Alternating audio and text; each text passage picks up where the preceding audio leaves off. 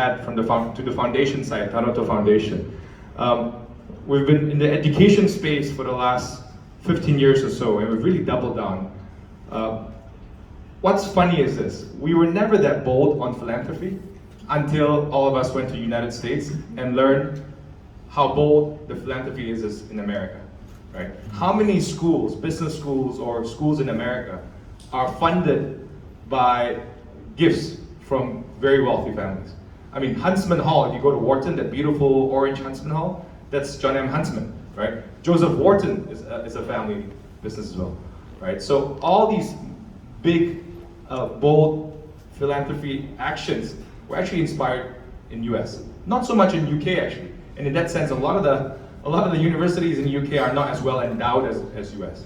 So when you see that they're giving 20, 30, 40 million dollars, we do a few million dollars. I think it's only normal as someone who has gotten so much out of the US education system. So from our side in Tanoto Foundation, we work with UPenn, Wharton. We have a Tanoto initiative at a Wharton school. It was a $6 million gift. Focus a lot on Wharton and Southeast Asia, but predominantly actually is Indonesia. So we actually fund a global modular course, 35 students every year to talk about Southeast Asia, predominantly Indonesia, and actually culminating to that trip, we bring the students to this region, right, to understand Indonesia. I still remember in my undergrad years, I did one of these global modular courses, and at that point of time, I visited Brazil. And I've never been to Brazil at that point of time. But at that age, at 21, 22, it was very formative. I spent only 1 week there, but I'll never forget that trip. So I've always wondered, at that age, there's certain pivotal moments that you can really influence. If an undergrad American at 22 visited Indonesia in his college years, he would look at this region in a different way, forever, for the rest of his life. So we thought that was a good way to really bring US closer to Southeast Asia, but also bring more Indonesians closer to US. So that was one of the programs we funded.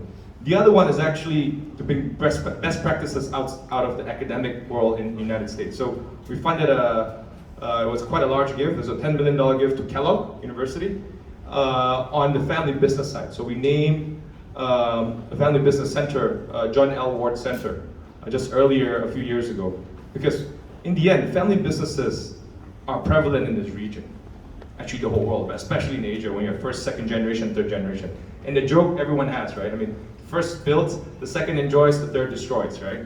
So how can we make sure family business governance is actually there? And we would like to actually share more information on family business governance and how to have succession planning. So that was one of the reasons why we really wanted to fund that school and really replicate the best practices in America.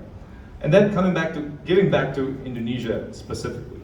The biggest challenge in the philanthropic world is that a charitable dollar only has one life. That's the scariest thing, right? You put $1 and it just disappears. So when people are running philanthropic foundations, you want to make sure that every dollar goes more than one life. This is quoted by Muhammad Yusuf, and from the Garmin Bank, the founder of Garmin Bank. So a big part of it is actually to make sure your monitoring, learning, and evaluation is strong. So people typically spend, if they put a programmatic program, let's just say they spend $10, typically they spend less than $1 to monitor and evaluate, which is a shame. Because to make money well is not easy, but there are metrics to measure whether you make money well or not. EBITDA, revenue, profit, etc. But to give money well, that's really challenging. So you have to really double down on the monitoring, learning, and evaluation side. So this is what we've been championing as well and advocating in the philanthropic space. Program we're working with specifically in Indonesia is with World Bank, actually.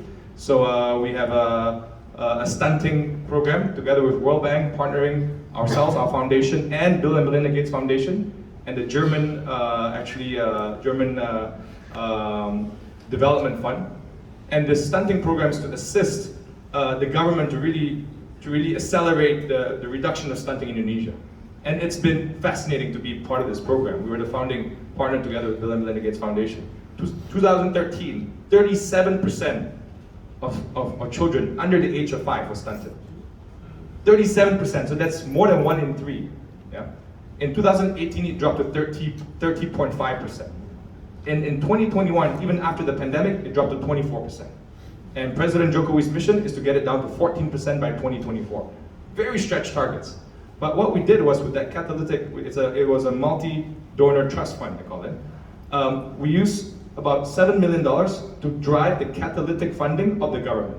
So the government, using the advocacy that we worked on, actually increased the budget for stunting across the whole of Indonesia from 24 trillion in 2020 to 44 trillion in 2022, this year approved budget.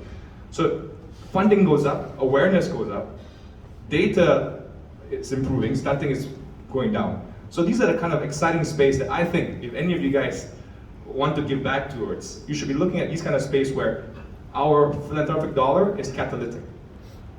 The biggest fear, again, I have is you give something and it stops there. Right? You want to make sure that that money goes a long way. So that's the kind of projects that we're working on. So giving back to me means a lot.